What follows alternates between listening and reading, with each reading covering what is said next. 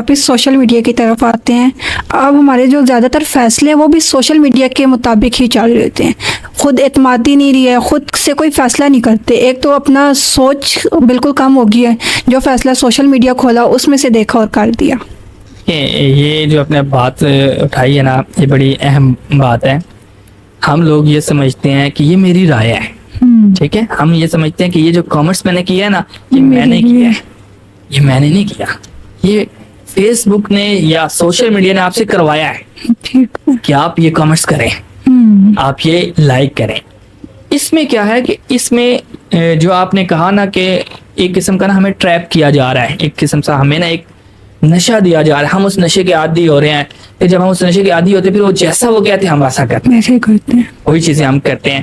تو وہ ایک نا ہمیں اس کا عادی بنایا جا رہا ہے اور عادی بنتے جا رہے ہیں. ہم عادی بنانے کا مقصد بھی یہ ہے کہ انہوں نے ہمیں استعمال کرنا ہے اور ہم سے فائدہ حاصل کرنا ہے.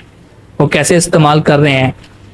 وہ اس طرح استعمال کر رہے ہیں کہ وہ ہمیں اپنے ساتھ انگیج کرتے ہیں, پھر ہمیں ایڈ دکھاتے ہیں, پھر اس ایڈ سے وہ ارننگ حاصل. بیسیکلی وہ ڈیزائن ہی ایسی کی جا رہی ہے کہ ٹریپنگ کی طرف آئے. اپلیکیشنز جو ہیں وہ ساری کی ساری اس طرح کی ڈیزائن کی گئی ہیں کہ ہم اس پہ پھنس جائیں.